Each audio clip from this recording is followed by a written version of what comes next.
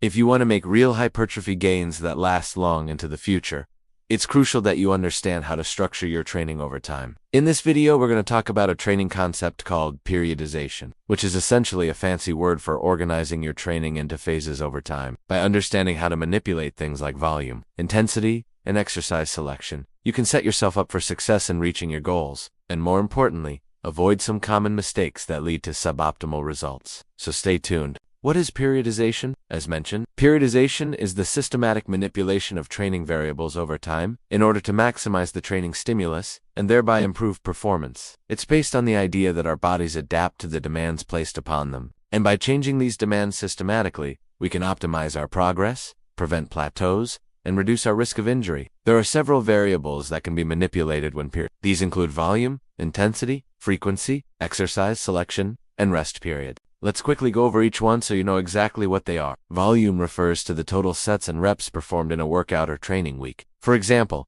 if you do 3 sets of 10 reps on an exercise, your volume for that exercise would be 30 total reps.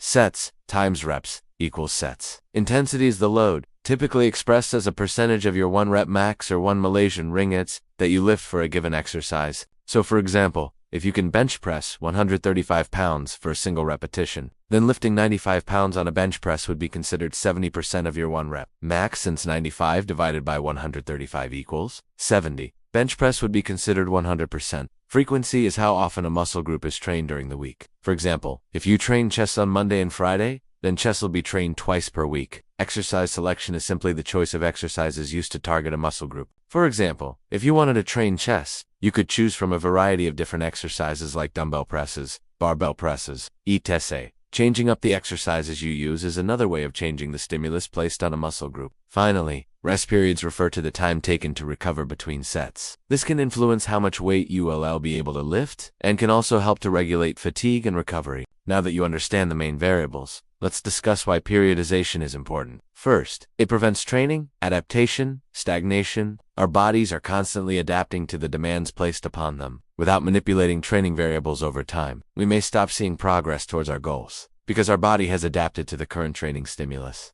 Second, it allows for planned recovery. By strategically scheduling periods of lower volume or intensity, periodization allows for planned recovery, which is crucial for preventing overtraining and burnout. Third, it helps to break through plateaus. Training plateaus are common and can be frustrating. However, by implementing periodization principles, we can break through these plateaus by varying the training stimulus. Fourth, it reduces the likelihood of overtraining occurs when the training stimulus is too high and recovery is insufficient. Periodization helps to prevent overtraining by strategically scheduling periods of lower volume or intensity. Fifth, it can reduce the risk of injury. By varying the training stimulus and scheduling periods of recovery, periodization can help reduce the risk of overuse injuries. Common models. Now that you know the basics, let's go over to common models of periodization. Linear periodization involves a gradual increase in intensity while decreasing volume over time. For example, in a 12-week linear periodization plan, you might start with 3 sets of 10 repetitions for 3 months. Then every 3 weeks, you would decrease the volume by 1 set and increase the intensity slightly. You would continue this process until you reach a point where you're redoing 3 sets of 5 repetitions. This approach provides a steady progression in intensity over time, allowing you to gradually lift heavier weights.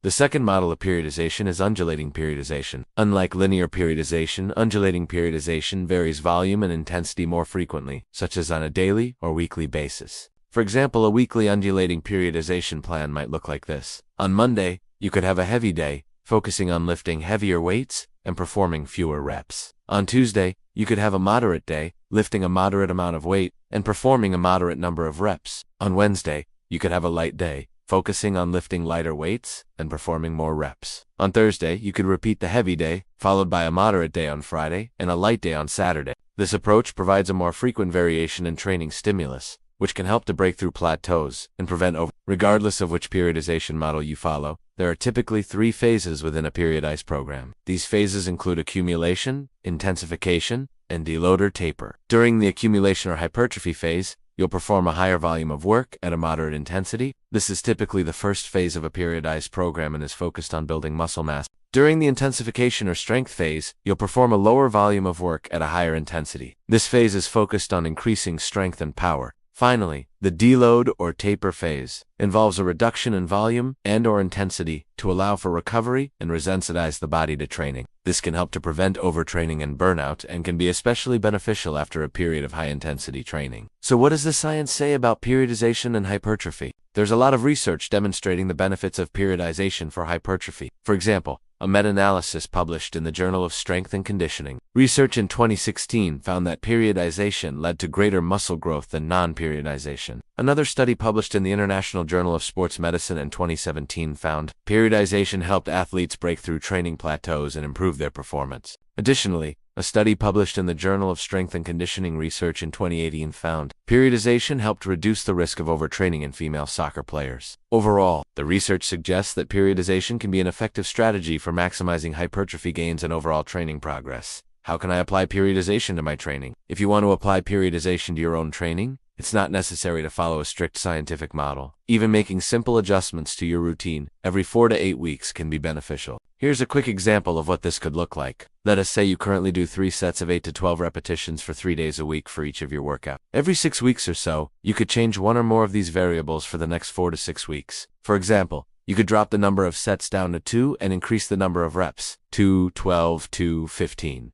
Or you could keep the sets and reps the same but change the type of exercise you perform for that muscle group. By making these types of adjustments periodically, you'll ensure that your body is constantly being challenged in new ways, which will help you continue to make progress towards your goals. Keep in mind, not only does the evidence suggest that varying your training over time leads to better long-term hypertrophy results, but it's also a great way to help manage fatigue. We know that training becomes less effective as you become more fatigued. So by varying your training and allowing for more periods of recovery, you can create an optimal environment for muscle protein synthesis over longer periods of time. Lastly, remember that even though periodization is a great tool to use when setting up your training, there are other factors that need to be in place in order to get optimal hypertrophy results. These include getting enough protein, getting enough sleep, managing stress, and eating a calorie surplus. If you need help with any of these factors, be sure to seek out a coach or other appropriate professional for assistance. Thanks for watching. See you all next time.